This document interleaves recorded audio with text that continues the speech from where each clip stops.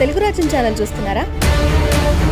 సామాజిక రాజకీయ జీవన చిత్రణే తెలుగు రాజ్యం. అతిశయోక్తులు అసత్యాలు ఉండవు. రాజకీయ కోణం కాదు, ప్రజా కోణమే కొలబద్ద. తెలుగు రాజ్యం వీక్షణ మీ ఉత్తమ అభిరుచికి నిదర్శనం. నమస్తే, వెల్కమ్ టు తెలుగు రాజ్యం. నేను మౌనిక.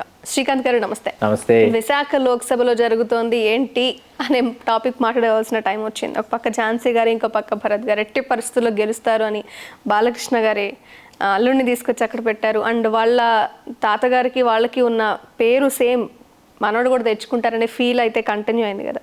మరి ఇప్పుడు ఎలా ఉంది పరిస్థితి? ఇప్పుడు ఇక్కడ ఏంటంటే 2019 ఎన్నికల్లో భరత్ పోటీ చేశారు. 5,000 లోపు ఓట్ల సానుభూతి వస్తుందని మనం ఓడిపోయారు.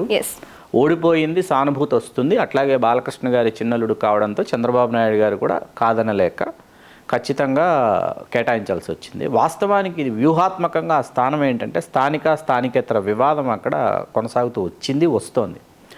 వచ్చిన నేపథ్యంలో అక్కడ జగన్మోహన్ రెడ్డి గారు ఏం చేశారంటే, అక్కడ అంత క్రితం 2019లో గెలిచినటువంటి ఎంవివి సత్యనారాయణ గారిని తీసుకువెళ్ళి విశాఖ తూర్పులో శాసనసభకు పోటీ చేయమని చెప్పి అక్కడ స్థానికురాలైనటువంటి, అంటే ఉత్తరాంధ్ర ప్రాంతానికి చెందినటువంటి, ఉత్తరాంధ్రలో వెనుకబడిన తరగతులకు చెందినటువంటి బొత్స ఝాన్సీ గారిని తీసుకొచ్చి వైకాపా అభ్యర్థిగా మహిళా బీసీ విద్యాధికురాలు అనేటటువంటి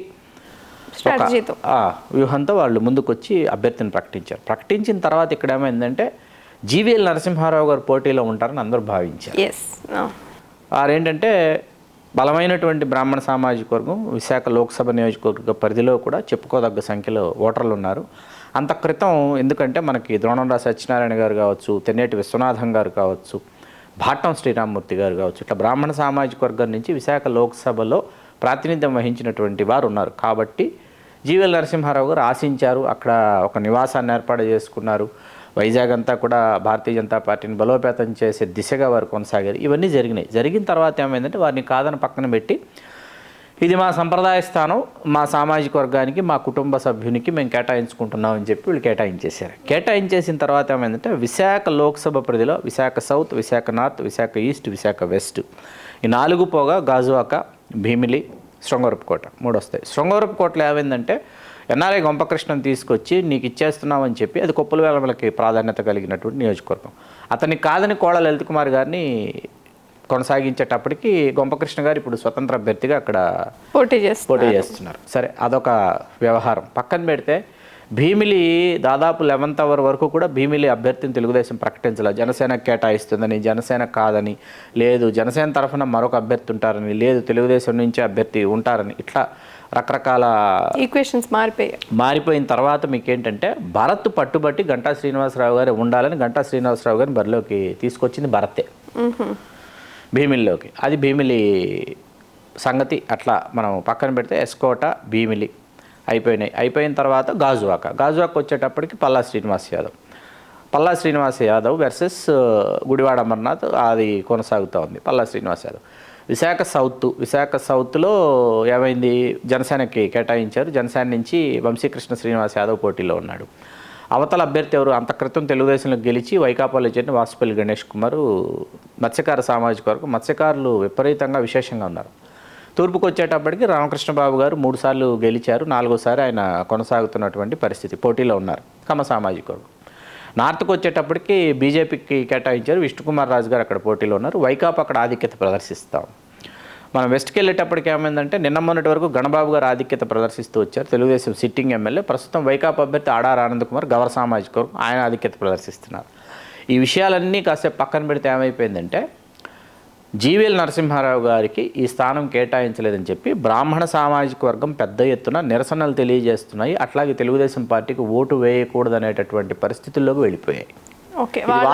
కాకుండా వాళ్ళు చేసిన గ్రౌండ్ రియాలిటీలో ఉన్నటువంటి విషయం స్పష్టంగా తెలియజేస్తున్నాం. గ్రౌండ్లో అక్కడ క్షేత్రస్థాయిలో జరుగుతున్నది అంటే, బ్రాహ్మణ సామాజిక వర్గం మమ్మల్ని కించపరిచారు, మాకు అవకాశం ఇస్తామని చెప్పి మాకు అవకాశం ఇవ్వలేదు, ఈ స్థానం కేటాయిస్తామని కేటాయించలేదు, కాబట్టి మనం ఎందుకు వేయాలి తెలుగుదేశానికి అనేటటువంటి ఒక చర్చ ప్రధానంగా తెర మీదకి వచ్చింది. ఈ చర్చ ప్రధానంగా తెర మీదకి రావడంతో పాటు ఇప్పుడు ఈ 7 నియోజకవర్గాల్లో ఏ కార్యక్రమం జరిగినా ఏంటంటే దీనికి సంబంధించిన వ్యయ ప్రయాసాలన్నీ కూడా లోక్సభ అభ్యర్థి ఎవరైతే ఉన్నారో వారే భరించాలని ఈ శాసనసభ అభ్యర్థులందరూ కూడా సాయంత్రం అయ్యేటప్పటికి బిల్లులు అక్కడికి పంపిస్తున్నారు. తీర్మానం చేసుకోవడం కాదు, బిల్స్ అక్కడికి పంపిస్తున్నారు గీతం యూనివర్సిటీకి. Today's event organised by in this constituency so and so, this is the bill అని అక్కడికి వెళ్తుంది అనమాట. తల పట్టుకుని కూర్చుంటున్నాడు పాపం అక్కడ భరత్. పరిస్థితి ఏంటంటే గీతం యూనివర్సిటీకి సంబంధించినటువంటి భూముల వ్యవహారం ఏదైతే ఉందో, ఆ కుంభకోణం ఏదైతే ఉండి ఆ మధ్య వైకాపా ప్రభుత్వం వచ్చిన తర్వాత కూడా మీకు దానిని ఆ గోడల్ని బద్దలు కొట్టడం, ఆ సరిహద్దులు ఇవి కాదు అవి అని చెప్పేసి మీకు అక్కడ మార్క్స్ చేయటం, బద్దలు కొట్టుకుంటూ లోపల దాకా వెళ్ళటం. మనం ఇప్పుడు హైవే మీదకి వెళ్తే మనకు కనిపిస్తాయి. ఇక్కడ దాకా ఉండేది గీతం యూనివర్సిటీ, ఇక్కడి నుంచి ఇక్కడి వరకు బద్దలు కొట్టిన తర్వాత లోపలికి వెళ్ళారు. ఇదిగో ఇక్కడ గోడ ఉండేది, ఆ గోడ ఇప్పుడు బద్దలు కొడితే ఇక్కడ గోడ కట్టుకుంటున్నారని. హైవే మీదకి వెళ్తే లెఫ్ట్ సైడ్ మన గీతం యూనివర్సిటీ దగ్గర మనకు అర్థమైపోద్ది పరిస్థితి. అదీను తర్వాత మరీ ముఖ్యంగా ఏంటంటే అసలు ఎంవీఎస్ మూర్తి గారు ఒకసారి ఉప ఎన్నిక జరిగినప్పుడు లోక్సభ సభ్యులు, ఆ తర్వాత పూర్తి స్థాయిలో ఒకసారి లోక్సభ సభ్యుడిగా ఆయన కొనసాగినటువంటి భరత్ గారు తాతగారు ఎవరైతే ఉన్నారో సామాన్యులకి ఈయన ఏం చేశారు, ఈయనకు అసలు పేద ప్రజలకు ఏం చేశారు అనేటటువంటి ఒక అంశాన్ని బలంగా తెర మీదకి తీసుకొచ్చారు. ఇప్పుడు అక్కడ అంటే వైకాపా వాళ్ళని చెప్పొచ్చా, లేకపోతే అంతే కదా, ప్రత్యర్థులే కదా మీకు తెర మీదకి తీసుకొస్తారు. ఇక్కడ ప్రత్యర్థులతో పాటు ఏమైపోయిందంటే గీతం సంస్థలో అదే విద్యా సంస్థల్లో సామాన్యులకి పేదవాళ్ళకి ఎవరికైనా సీట్లు ఇచ్చారా అనేటటువంటి ఒక అంశాన్ని ఇంకొక అంశాన్ని తెర మీదకు తీసుకొచ్చి సో ఎఫెక్ట్ అయితే చాలానే ఉంటుంది, ఖచ్చితంగా ఉంటుంది. ఎందుకంటే స్టూడెంట్స్ అంటే ఫ్యామిలీ వాళ్ళ రిలేటివ్స్ బేస్డ్ కూడా ఉంటాయి. ఎందుకంటే మీకు అది అతను ఓటర్ అయినప్పుడు ఆ ఓటర్కి అది గుర్తు వస్తుంది. అవును, ఆ ఓటర్కి అది గుర్తు వచ్చినప్పుడు ఏమవుతుందంటే ఖచ్చితంగా అది వ్యతిరేకంగానే తీసుకుంటారు. గంటా శ్రీనివాసరావు గారు భీమిల్లో కార్యక్రమాలు మొత్తం భీమిలి నియోజకవర్గం అంతా ఈ దూకుడు ప్రదర్శిస్తున్నారు. ప్రదర్శించి ఫైనల్గా ఏంటంటే అసలు ఎంపీ క్యాండిడేట్ యొక్క స్ట్రెంగ్స్, ఎంపీ క్యాండిడేట్ యొక్క ఈ ఫండ్స్ ఈ ఎట్లా ఫండ్స్ రైజ్ చేస్తారు, ఆ రైజ్ చేసిన ఫండ్స్ ఎట్లా రిలీజ్ చేస్తారు, ఎంపీ క్యాండిడేటే సర్దాలి, ఎంపీ క్యాండిడేటే అడ్జస్ట్ చేయాలి, ఎంపీ క్యాండిడేటే మమ్మల్ని ఆదుకోవాలని 7 నియోజకవర్గాల్లో ఉన్నటువంటి ఎమ్మెల్యేలు పాపం భరత్ మీద పడిపోతున్నారు. భరత్ ముందున్నటువంటి ఇప్పుడు ఈ అంశాలు ఏంటంటే స్థానికేతరుడు అనేటటువంటి ఒక అంశాన్ని ఎదుర్కోవాలి. స్థానికేతరుడు అనే అంశాన్ని ఎదుర్కొన్న తర్వాత గీతం వర్సిటీకి సంబంధించినటువంటి ఆ భూముల వ్యవహారం ఏదైతే ఉందో, అట్లాగే ఈ పేద మధ్యతరగతి వాళ్ళకి ఆ సంస్థలో ఆ విద్యా సంస్థలో సీట్లు ఎందుకు ఇవ్వలేదో వీటన్నిటి కూడా ఆన్సర్ చేయాల్సినటువంటి ఒక పరిస్థితి. తను ఏమనుకున్నాడంటే ఆ 4 నియోజకవర్గాలు ఏవైతే ఉన్నాయో ఆ 4 2009 ఎన్నికల్లో నగర పరిధిలో 4 తెలుగుదేశం గెలిచింది. 4 తెలుగుదేశం గెలవటం వల్ల ఓకే 5,000 ఓట్లతోనే మనం ఓడిపోయాం కాబట్టి నెక్స్ట్కి ఖచ్చితంగా మనం చాలా కంఫర్ట్ జోన్లోకి వెళ్ళిపోతామని అతను ఒక వ్యూహంతో అతను ముందుకు వచ్చాడు. మీకు బీజేపీ ఏం చేసిందంటే విష్ణుకుమార్ రాజు గారు వీళ్ళు ఉన్నప్పుడు అక్కడ పేద ప్రజలకి ఇళ్ల పట్టాలు మంజూరు చేయాలని చెప్పి ప్రభుత్వానికి కొంత డబ్బులు ఈ పేద ప్రజల దగ్గర కట్టించడం జరిగింది. కట్టించిన తర్వాత వీళ్ళు దానిని పట్టించుకోవాలి సరిగ్గా. అది వైకాపా ప్రభుత్వం వచ్చిన తర్వాత ఏం చేసిందంటే దీనికి సంబంధించినటువంటి ఆ ఫైల్ ఏదైతే ఉందో ఆ ఫైల్లో 1కి 2 సార్లు పరిశీలించి వీళ్ళకి టిడ్కో ఇళ్ళు కట్టించేసి మనం మంజూరు చేసే ఇళ్ళు అని చెప్పేసి టిడ్కో గృహాలని చెప్పి వాళ్ళు నిర్మించేసి ఈ లబ్ధిదారులు ఎవరైతే ఉన్నారో వాళ్ళకి ఇళ్ళు అందజేశారంట. అందజేసిన తర్వాత వీళ్ళకి అర్థమైంది మనం డబ్బులు కట్టకపోయినా మనకి ఈ పథకం ద్వారా మనకు లబ్ధి చేకూరేది, మనకి సొంత ఇంటికల్లా నెరవేరేదని చెప్పేసి ఇప్పుడు దారిద్ర్య రేఖకు దిగువ ఉన్నవాడికి ఏ ఫలం అందినా ఏ పథకం అందినా ఏంటంటే వాడికి అది పంచపక్ష పరిమాణాలతో సమానం. అది ఎవరు చేసినా, అది నందమూరి తారక రామారావు గారు చేసినా, వైఎస్ రాజశేఖర రెడ్డి గారు చేసినా, లేకపోతే చంద్రబాబు నాయుడు గారు చేసినా, మన జగన్మోహన్ రెడ్డి గారు చేసినా, ఎవరు చేసినా కూడా దాన్ని వాళ్ళు గుర్తుపెట్టుకుంటారు. గుర్తుపెట్టుకోకుండా పోయే పరిస్థితి ఉండదు. వీడికి ఏంటంటే వీడికి తత్వం బోధపడింది. ఓటర్కి తత్వం బోధపడిన తర్వాత ఈ నలుగురిలో వాసుపల్లి గణేష్ కుమార్ గారు వైకాపాలో చేరిపోయారు. గంటా శ్రీనివాసరావు గారు, తర్వాత వెలగపూడి రామకృష్ణ బాబు గారు, గణబాబు గారు ముగ్గురు తెలుగుదేశంలోనే కొనసాగారు. ప్రస్తుతం వాళ్ళు ముగ్గురు కూడా పోటీలో ఉన్నారు. వాసుపల్లి గణేష్ కుమార్ గారు వైకాపాలో పోటీలో ఉన్నారు. ఇప్పుడు ఇక్కడ ఈ పరిస్థితుల్లో ఏంటంటే అక్కడ చూసుకుంటే విశాఖ ఈస్ట్ తూర్పు తీసుకుంటే అక్కడ ఎంవివి సత్యనారాయణ వైకాపా అభ్యర్థికి, అట్లాగే తెలుగుదేశం అభ్యర్థి సిట్టింగ్ ఎమ్మెల్యే హ్యాట్రిక్ పూర్తి చేసిన వెలగపూడి రామకృష్ణ బాబు గారికి హోరాహోరీ సాగుతోంది. అంత సులభం కాదు. వైజాగ్ సౌత్లోకి వెళ్ళేటప్పటికి అక్కడ వాసుపల్లి గణేష్ కుమార్ గారు ఆధిక్యత ప్రదర్శిస్తున్నారు వైకాపా అభ్యర్థిగా. మీకు నార్త్కి వచ్చేటప్పటికి వైకాపా అభ్యర్థి కన్నపరాజు గారు ఆధిక్యత ప్రదర్శిస్తున్నారు బీజేపీ విష్ణుకుమార్ రాజు గారి మీద. మీకు వెస్ట్కి వెళ్ళేటప్పటికి ఆడ ఎవ్వరు ఊహించలే గణబాబు గారు ఖచ్చితంగా గెలిచేస్తారు మళ్ళీ అనుకున్న చోట ఆడారి ఆనంద్ కుమార్ గారు ఆధిక్యత ప్రదర్శిస్తున్నారు. సిటీలో 4 నియోజకవర్గాల ప్రస్తుత పరిస్థితి. ఎస్కోటకి వెళ్ళేటప్పటికి అక్కడ కడుబండి శ్రీనివాసరావు గారు వైకాపా అభ్యర్థి, వీళ్ళిద్దరి వల్ల కోళ్ళ లలిత్ కుమార్ గారు, గొంపకృష్ణ గారి వల్ల కడుబండి శ్రీనివాసరావు గారు ఆధిక్యతలోకి వచ్చేసారు ఎస్కోట్కి వచ్చేటప్పుడు. గాజువాక ఒకటి హోరాహోరీగా ఉంది. గుడివాడ అమర్నాథ్ ఒకరోజు లీడ్లో కనిపిస్తున్నారు, పల్లా శ్రీనివాస్ ఇంకొక రోజు లీడ్లో కనిపిస్తున్నారు. ఇది ఇక్కడ ఉన్నటువంటి పరిస్థితి అనమాట. భీమిలికి వెళ్ళేటప్పటికి తెలుగుదేశం ఆధిక్యత ప్రదర్శిస్తుంది, గంటా శ్రీనివాసరావు గారి దూకుడు ప్రదర్శిస్తున్నారు. అంటే ఇవన్నీ మళ్ళీ ఓవరాల్గా ఎంపీకి వచ్చేటప్పటికి ఏమవుతుందంటే హోరాహోరీలోనే ఉంటుంది పరిస్థితి. ఖచ్చితంగా భరత్ గెలిచేస్తున్నాడు అని చెప్పడానికి అవకాశం లేనటువంటి పరిస్థితి వైజాగ్ లోక్సభలో వచ్చేసింది. అంటే బేసికల్గా ఒక అభ్యర్థిని నిలబెట్టినప్పుడు ఆ అభ్యర్థి గెలుపోవటముల కోసం కృషి చేయాల్సిన సిచ్యువేషన్ ఉంటుంది కదా. మరి భరత్కి రాజకీయంగా లేకపోతే బయటకు వెళ్ళి కానీ సపోర్ట్ ఏంటి? ఆల్రెడీ శాసనసభలో వాళ్ళ తాతగారు లోక్సభలోనే వైజాగ్ లోక్సభ, సో ఆయన ఆల్రెడీ ఉన్న టైంలో ఏంటి ఈయనకి సపోర్ట్ ఇంకా ఎవరెవరి నుంచి పాజిటివ్ వైబ్స్ లేకపోతే లోకల్ గా యాక్టివ్ గా ఉండడానికి? అంటే ఈక్వేషన్స్ లో ఏమైందంటే వాస్తవానికి మనకి ఇక్కడ మేజర్ పాయింట్ కింద కనిపించేది ఏంటంటే మౌనిక, ఒక సామాజిక వర్గానికి కేటాయిస్తారు అని అనుకొని భారతీయ జనతా పార్టీ వాళ్ళు నిజంగా ఊహించారు. వాళ్ళ ఆలోచనని స్థిరపరచుకున్నారు, ఆలోచన దిశగానే వాళ్ళు ప్రయాణం చేశారు. కొన్ని దశాబ్దాల తర్వాత మా కళ నెరవేరుతోంది, మా బ్రాహ్మణ సామాజిక వర్గానికి ఇక్కడ అవకాశం వస్తుందని అనుకున్నటువంటిది అసలు పూర్తిగా మీకు అవకాశం లేదు, ఇది మా సీటు, మా ఇష్టం, మా ఇష్టారాజ్యం, మా ఫ్యామిలీ మెంబర్కి ఇచ్చుకుంటున్నాం అని చెప్పి ఇచ్చుకున్న తర్వాత ఏమైందంటే జీవీఎల్ నరసింహారావు గారు ఎక్కడా మీకు ప్రచారంలో పాల్గొనటం లేదు. అక్కడే ఉన్నారు, ఆయన ఎక్కడా ప్రచారంలో పాల్గొనటంలా. భారతీయ జనతా పార్టీ ఆశావహులు ఎవరైతే ఉన్నారో ఆయన ఆ స్థానాన్ని ఆశించినటువంటి నాయకుడు అక్కడే ఉన్నాడు, ఆయన ఎక్కడా ప్రచారంలో మనకు కనిపించటం లేదు. కనిపించకపోయేటప్పటికి ఒక బలమైన సామాజిక వర్గం యొక్క ఓట్లు ఎటు ట్రాన్స్ఫర్ అవుతాయి, ఇప్పుడు స్ప్లిట్ అవుతాయా, ట్రాన్స్ఫర్ అవుతాయా, అసలు వేస్తారా వెయ్యరా, వస్తారా రారా అన్నది మేజర్ ఫ్యాక్ట్ అన్నమాట.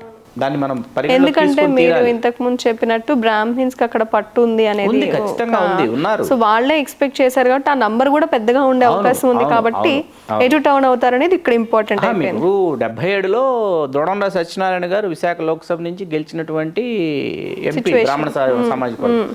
అంత క్రితం మీకు తెన్నేటి విశ్వనాథం గారు, స్వరాజ్యం పంతులు గారు అని పిలుస్తారు, స్వతంత్ర పార్టీ నుంచి వారు గెలుపొందారు. 84లో భాట్టం శ్రీరామమూర్తి గారు తెలుగుదేశం పార్టీ బ్రాహ్మణ సామాజిక వర్గానికి అవకాశం ఇచ్చింది.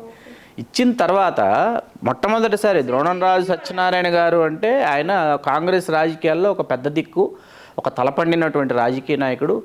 వారు ఎన్నో ఎన్నికల్ని సమర్థవంతంగా ఎదుర్కొన్నటువంటి నేత, మరియు వివిధ సామాజిక వర్గాల నుంచి కాంగ్రెస్ పార్టీలోకి కొంతమంది నాయకుల్ని వారు ఆహ్వానించి వారిలోని నాయకత్వ లక్షణాలని గుర్తించి వారిని నాయకులుగా తీర్చిదిద్దినటువంటి ఒక నేత ద్రోణంరాజు సత్యనారాయణ గారు.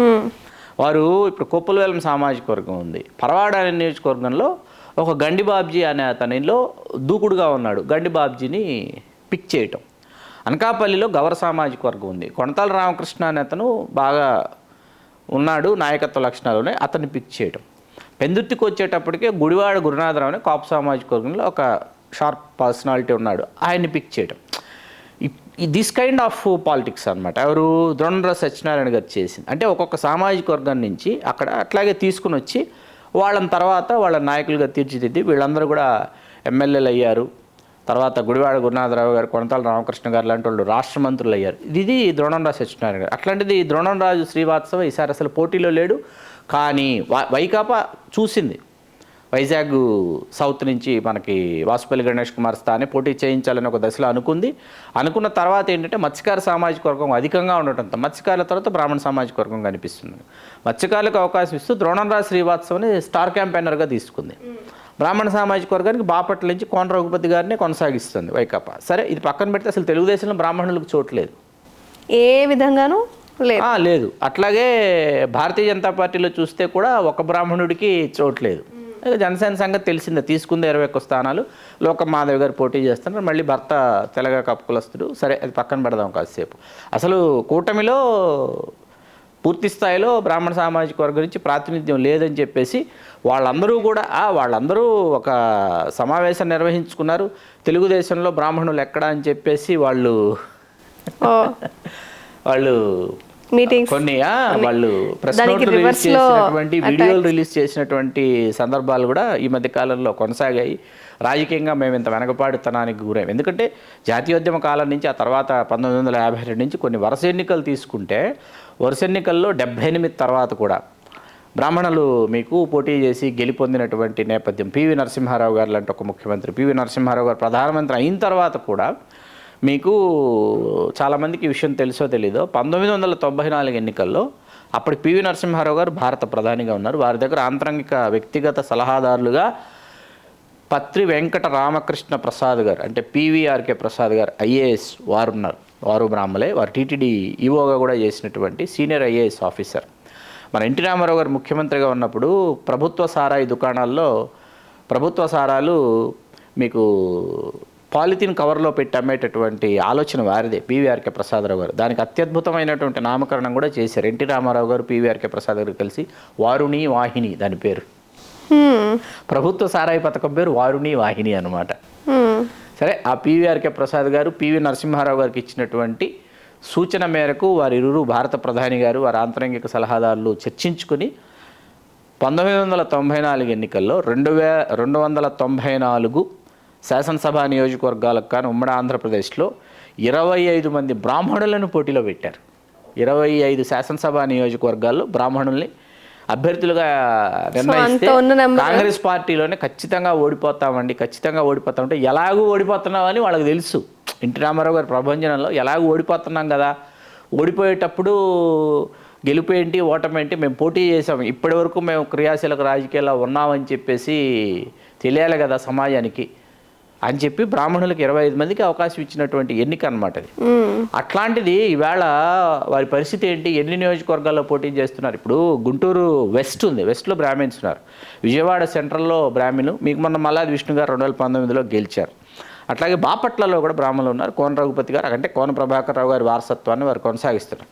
విశాఖ సౌత్లో బ్రాహ్మణులు ఉన్నారు. బ్రాహ్మణులు లేని నియోజకవర్గాల్లో ఉన్నారు. విజయనగరంలో బ్రాహ్మణులు ఉన్నారు. 25,000 పైచిలకు ఓటర్లు విజయనగరం శాసనసభ నియోజకవర్గంలో బ్రాహ్మిన్స్ కనిపిస్తారు మనకి. ఇప్పుడు వారి వర్గం అంతా ఏంటంటే నివురుగప్పిన నిప్పులాగా భరత్ను ఓడించడానికి కంకణబద్దులై కూర్చుని ఉన్నారు అక్కడ. వాటితో పాటు ఈ గీతం ఈ సంఘటనలు ఈ సమాహారాలతో పాటు ఇప్పుడు 7 నియోజకవర్గాల నుంచి ఈవినింగ్ 7 ఆన్వర్డ్స్ బిల్స్ వెళ్తున్నాయన్నమాట గీతం యూనివర్సిటీకి. మా బిల్స్ అన్నీ పే చేయాలి భరత్. పే చేస్తే కానీ ఇప్పుడు బాలకృష్ణ గారికి వచ్చినటువంటి ఏమంటారు వీటిని రాజకీయపరమైనటువంటి ఒత్తిళ్లలో వారు గెలవాలి, హ్యాట్రిక్ సాధించాలి. మరియు పెద్దలుడు లోకేష్ గారు మంగళగిరిలో గెలవాలి, చిన్నలుడు భరత్ గారు ఏమో లోక్సభ నుంచి గెలవాలి. చూడండి బాలకృష్ణ గారికి ఎన్ని ఒత్తిళ్ళు ఉన్నాయి ఇప్పుడు ఈ వయసులో. సో అలా కంపేర్ చేస్తే చాలా ఒత్తిళ్ళు ఎదుర్కోవాల్సిన సిచ్యువేషన్ అది అని చెప్పచ్చు. ఓకే శ్రీకాంత్ గారు, మొత్తానికి టఫ్ ఫైట్ ఎక్కడ అండ్ ఇంతకుముందు ఏం జరిగింది అండ్ ముఖ్యంగా ఏదైతే ఒక సామాజిక వర్గాన్ని అసలు పట్టించుకోలేదో ఎఫెక్ట్ మనం వైజాగ్లో చూడొచ్చు. బ్రాహ్మిన్స్ ఉన్నప్పటికీ వాళ్ళకి కనీస ఇంపార్టెన్స్ ఇవ్వలేదనే పాయింట్లో రివర్స్ అయ్యారు. సో ప్రజాస్వామ్యంలో కొంచెం ఉన్నప్పుడు ఆ చూసుకునేది లేకపోవడం, కనీసం సంప్రదింపులు జరిపో చర్చల ద్వారానో సమన్వయం చేయడం అనేది కూడా లేదు కాబట్టి ఆ ఎఫెక్ట్ తీవ్రంగా కనిపిస్తోంది. ఫ్యూచర్లో ఆ ఎఫెక్ట్ ఓటర్ ద్వారా ఫేస్ చేయడం కూడా వాళ్ళ పని. జూన్ 4 కోసం ఎదురు చూడటమే అది విశాఖలో సిచ్యువేషన్. థ్యాంక్ యూ శ్రీకాంత్ గారు. Welcome. So keep watching Telugu రాజ్యం. నమస్తే, నేను మోనిక. తెలుగు రాజ్యం ఇక ఊరూరా రాబోతోంది. దినదిన ప్రవర్ధమానమవుతున్న తెలుగు రాజ్యం ఛానల్కు 2 తెలుగు రాష్ట్రాల్లోని 42 లోక్సభ నియోజకవర్గాల నుంచి న్యూస్ కాంట్రిబ్యూటర్స్గా వ్యవహరించడానికి యువతను ఆహ్వానిస్తోంది. జర్నలిజం పట్ల ఆసక్తి, కనీస సామాజిక రాజకీయ పరిజ్ఞానం, స్థానిక పరిస్థితులపై మంచి అవగాహన, స్థానిక పరిచయాలు, గౌరవప్రదమైన జీవనం ఉంటే సరికొత్త సామాజిక విప్లవంలో మీరు కూడా భాగస్వాములు కావచ్చు. మీ అంతరంగాన్ని ఆవిష్కరించవచ్చు. ప్రతి లోక్సభ నియోజకవర్గ పరిధిలో 2కి అవకాశం ఉంటుంది. 30 నుంచి 35 ఏళ్ల మధ్య వయస్కులై జర్నలిజం పట్ల అభిరుచి, ఆసక్తి కలిగిన యువతీ-యువకులు తమ వివరాలు, జీవన విధానం, ఆసక్తి గల ప్రాంతం, పాస్పోర్ట్ ఫోటోతో కలిపి ఈ దిగువన నంబర్కు వాట్సాప్ చేయొచ్చు. నంబర్ 8125150555.